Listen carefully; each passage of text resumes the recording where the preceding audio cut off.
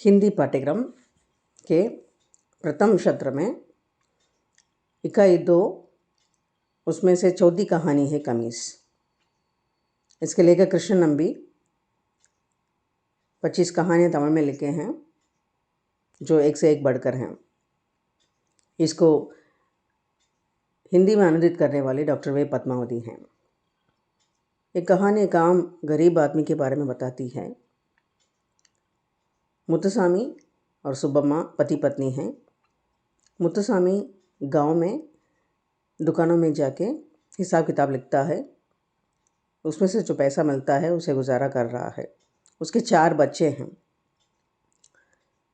राजारामन उसका दोस्त है जो पढ़ लिख कर बहुत बड़ा अफसर बन जाता है और पास वाले गांव के एक बड़े आदमी के यहाँ दामाद बनने वाला है। सो राजारामन मुत्तुसामी से मिलकर अपने शादी का न्योता देकर जाता है।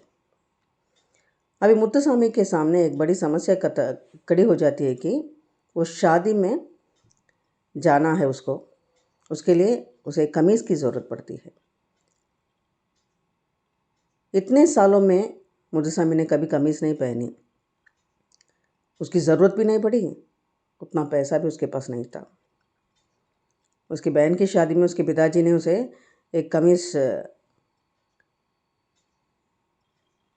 सिलवा के दी थी, पर वो बहुत छोटी लगी उसके लिए, तो इसलिए उसने पहना नहीं उसे।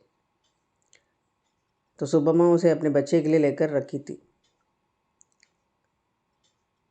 मुत्तुसामी को वो मालूम नहीं है, इसलिए अभी वो परेशान है कि दोस्त की शादी में कैसे जाऊँ मैं। इतने सालों से गांव में उसके लिए ज़रूरत नहीं पड़ी थी कमीज़ के लिए, और गांव के लोगों के बीच शादी के लिए जाएगा तो भी उसके लिए धोती और बनियान या तौलिया ही काफ़ी था।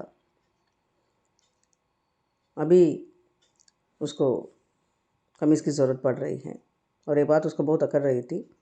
और जब वो अपनी पत्नी से कहता है तो पत्नी कहती है, आप क्यों ऐसे सब सोच रहे हैं, आप धोती और तौलिया उसके साथ चले जाइए, बस काफ़ी है, नहीं तो मत जाइए ऐसे।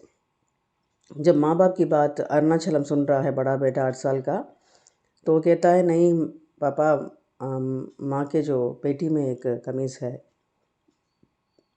सफ़ेद वाली, ऐसे वो ज़रूर आपके लिए ठीक रहेगी, ऐसे वो कहता है। ये सुनकर मुत्तुसामी को बहुत गुस्सा आता है कि वो कहता है, वो मेरे बाबूजी ने मुझे सिला के दी थी, पर वो ठीक नहीं, ऐसे वो बोलता रहता है गुस्से के साथ। पर अरुणाचलम जाके उसे पेटी से निकाल के ले आता है और कहता है कि आप इसे पहन कर तो देखिए। तो पत्नी के कहने पर उसे पहन कर देखता है, तो अभी जो 3-4 साल पहले उसके लिए बहुत छोटी लगी, अब उसके लिए बहुत एकदम सही लगती है। इसे देखकर बहुत खुश हो जाता है कि मेरी समस्या तो ख़त्म, ऐसे। पर उसकी पत्नी जो है वो असली बात जानती है कि जो परिवार के लिए मेहनत कर कर के पतिदेव जो है वो दुबला पतला हो गया है, इसलिए वो 3-4 साल पहले जो कमीज़ ठीक नहीं बैठी, अब उसके लिए ठीक मेजरमेंट में है, ऐसे वो सोचती है। तो ये सोचकर उसकी आंखों में आंसू बह जाती है। बस यही कमीज़ कहानी है। आजकल सभी लोग महीने भर 2 या 3-4 कमीज़ आराम से ले रहे हैं, पर एक गरीब आदमी जो एक कमीज़ के लिए कितना तड़प रहा था, वो भी सिर्फ अपने दोस्त की शादी में जाने के लिए उसके लिए ज़रूरत पड़ी थी बस।